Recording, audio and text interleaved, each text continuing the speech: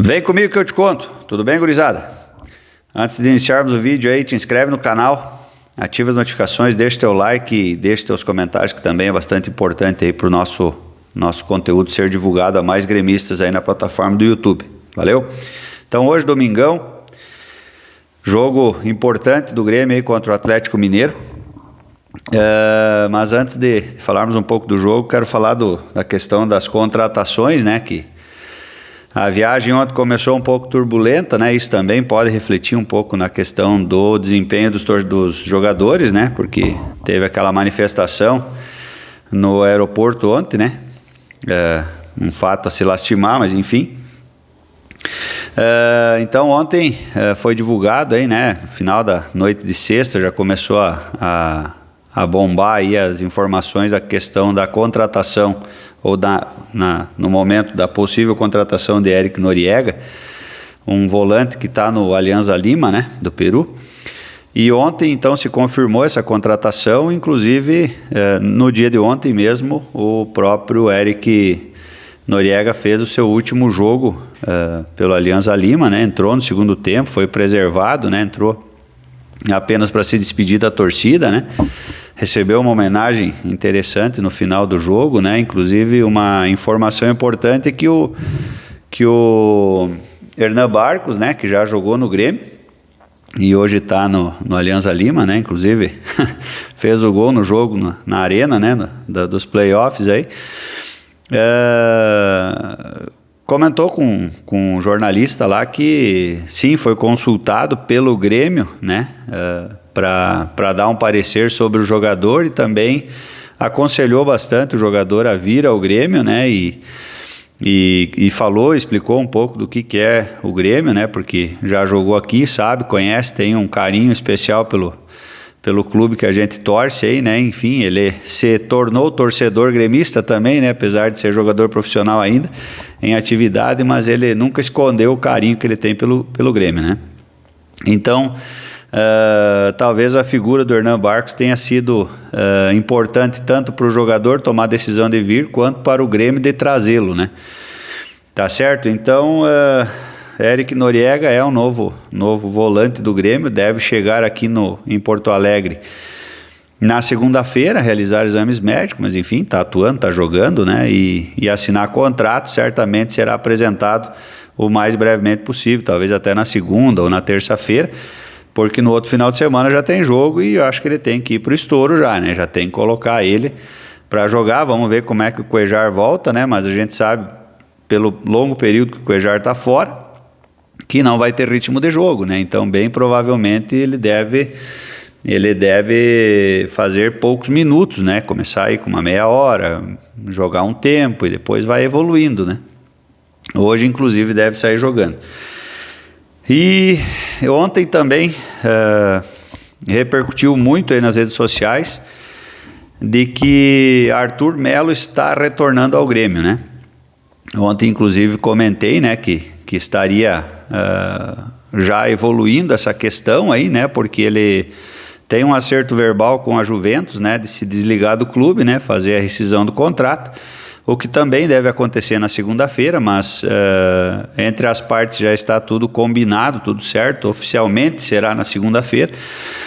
E também entre o jogador, o Grêmio, o procurador, a Juventus, está tudo alinhado, né? Porque é uma vontade do jogador também de retornar ao Grêmio para tentar recuperar, né, o seu bom futebol, voltar a jogar em alto nível, né?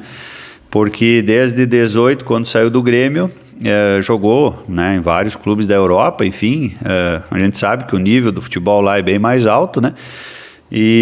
Mas ele não conseguiu se encaixar muito bem, né? Nem no Barcelona, nem na Juventus. Na Juventus até jogou uma temporada como titular, mas depois foi perdendo espaço, né? E nós aqui estamos de braços abertos, porque a gente sabe da qualidade do jogador, né?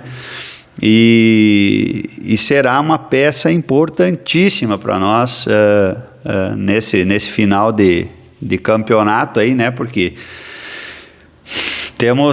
temos que conquistar 25 pontos para depois pensar em outras coisas, se dá para pegar uma pré-Libertadores ou uma Libertadores, mas enfim, o nosso objetivo a partir de hoje são conquistar mais 25 pontos para permanecer na elite do futebol brasileiro, e daí ano que vem é outra história, né? Então, como já falei, Arthur está acertado com o Grêmio, só falta oficializar a saída dele da Juventus e também oficializar então o anúncio, né, da contratação. Ontem também o Mais Copeiro, né, tem uma página no YouTube e no Instagram,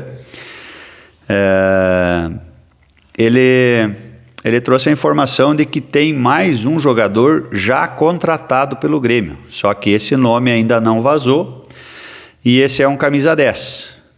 Pelo que ele disse, algumas fontes adiantaram para ele que é um baita jogador, é um baita camisa 10.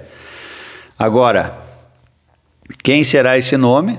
Vamos ter que aguardar aí, né? Então, bem provavelmente o Grêmio já está tratando com mais esse jogador. Então, vindo o Eric Noriega, mais o Arthur Melo e mais um camisa 10, aí acho que, e se realmente esse camisa 10 for o camisa 10, como ele disse lá, né? Que enfim, não foi divulgado o nome, ou daqui a pouco foi até dito para ele e ele não quer trazer isso à tona.